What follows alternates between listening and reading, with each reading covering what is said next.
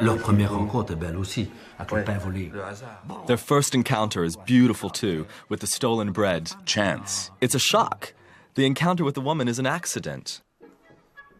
She appears each time as a different character. When she's in the department store, acting like a society lady. Then as a dancer. And her very first appearance with the knife between her teeth. Just like conservatives imagine communists. And she shares things when necessary. She gives bananas to the children.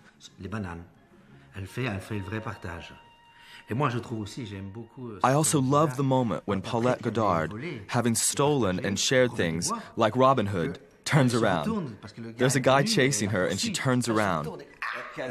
She taunts him. It's quite an affront to the rich and powerful. She changes him. In the film, the factory worker, Charlie Chaplin, is all alone, all the time.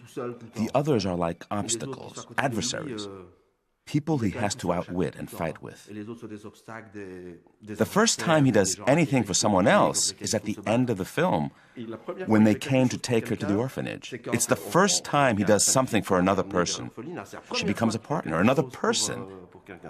And he realizes he's not alone, that there's someone else. Why is that? In my opinion, it's because they're no longer involved with work. They're in a music hall. That's Charlie's real homeland. The music hall is also a workplace. Yes, but only there do they keep him. Charlie can't work. He's a tramp, and he's on stage, and he makes us laugh. Because he's never where he should be. He's never in his place. He's the black sheep. In fact, the first shot of the film is of sheep. And in the middle, there's a black sheep. That's Charlie. And here in the music hall, he's at home. He can make mistakes, and he can be out of it. But that's how he makes us laugh. He's at home. He doesn't realize that he makes people laugh, and that he's good at it. She's the one who tells him how good he is. This film is also a marvelous love story. But it's a love story where the woman doesn't confine him to a middle-class home.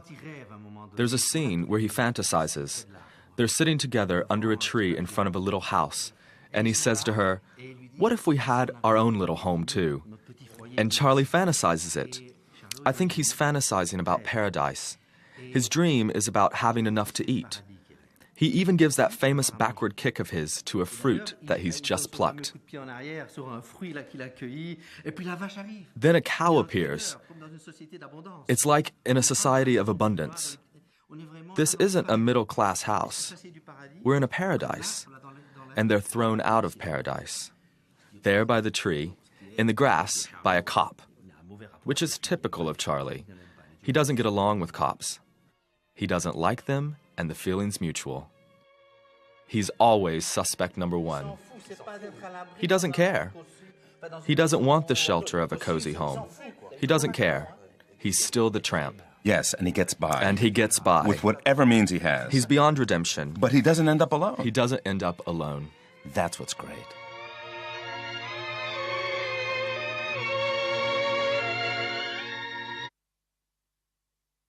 Chaplin had originally conceived a very different ending for his film. After being separated from her, the tramp again runs into the gamine, who has in the meantime become a nun. He realizes that he can't take her with him, and after remembering her as he had first known her, the tramp sets off down the road, alone as always. But no, this time Chaplin decided that for once the tramp wouldn't set off down the road alone, as he always had. The scene with the nun was shot, but not edited. Instead, it was replaced by the famous final image of the tramp and the gamine going down the road together toward the horizon of a future we imagine will be better.